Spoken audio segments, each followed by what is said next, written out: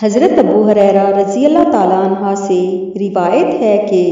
رسول اللہ صلی اللہ علیہ وآلہ وسلم نے فرمایا کہ تمہاری اس دنیا کی آگ دوزخ کی آگ کے 70 حصوں میں سے ایک حصہ ہے۔ عرض کیا گیا، یا رسول اللہ صلی اللہ علیہ وآلہ وسلم، یہی دنیا کی آگ کافی تھی؟ آپ صلی اللہ علیہ وآلہ وسلم نے فرمایا، دوزخ کی آگ دنیا کی آگ کے مقابلہ میں 69 درجہ بڑھا دی گئی ہے، اور ہر درجہ حرارت آتش دنیا کی حرارت کے برابر ہے۔ حضرت انس رضی اللہ تعالیٰ عنہ سے روایت ہے کہ وہ کہتے ہیں کہ رسول اللہ صلی اللہ علیہ وآلہ وسلم ایک روز معاذ رضی اللہ تعالیٰ عنہ سے فرمایا کہ جو شخص اللہ سے اس کیفیت کے ساتھ ملاقات کرے کہ اس نے اللہ کے ساتھ کسی کو شریک نہ کیا ہو، وہ یقیناً جنت میں داخل ہوگا۔ معاذ بولے، یا رسول اللہ صلی اللہ علیہ وآلہ وسلم، کیا میں اس بات کی لوگوں کو بشارت نہ سنا دوں؟ آپ صلی اللہ علیہ وآلہ وسلم نے فرمایا، نہیں، مجھے خوف ہے کہ لوگ اس پر بھروسہ کر بیٹھیں گے۔ حضرت عائشہ رضی اللہ تعالیٰ عنہ نبی صلی اللہ علیہ وآلہ وسلم سے روایت کرتی ہیں، آپ صلی اللہ علیہ وآلہ وسلم نے فرمایا، روز قیامت ان لوگوں کو سب سے زیادہ سخت عذاب دیا جائے گا جو اللہ کی تخلیق میں اللہ سے مشابہت کرتے ہیں، یعنی اللہ رب العزت کی پیدا کردہ مخلوق کو اللہ سے ملاتے ہیں۔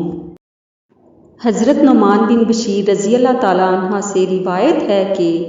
رسول اللہ صلی اللہ علیہ وآلہ وسلم نے بیان فرمایا، دوزخیوں میں سے سب سے ہلکے عذاب والا وہ شخص ہوگا جس کی چپلیں اور ان چپلوں کے تسمے آگ کے ہوں گے۔ ان کی گرمی سے اس کا دماغ ایسے کھولے گا اور جوش مارے گا جس طرح چولہے پر دیگچی کھولتی ہے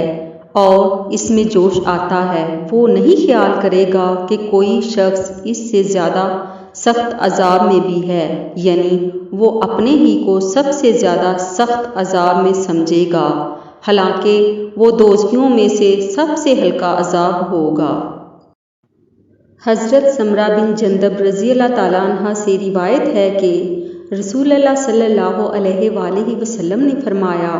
دوزخیوں میں سے بعض وہ ہوں گے جن کو پکڑے گی آگ ان کے ٹخنوں تک، اور بعض وہ ہوں گے جن کو پکڑے گی آگ ان کے زانوؤں تک،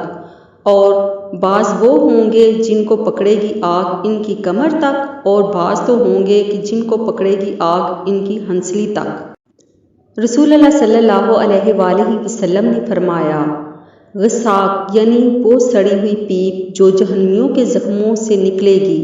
اور جس کے متعلق قرآن مجید میں بتلایا گیا ہے کہ وہ انتہائی بھوک میں ان کی غذا ہوگی کہ اگر اس کا ایک ڈول اس دنیا پر بہا دیا جائے تو ساری دنیا بدبودار ہو جائے گی۔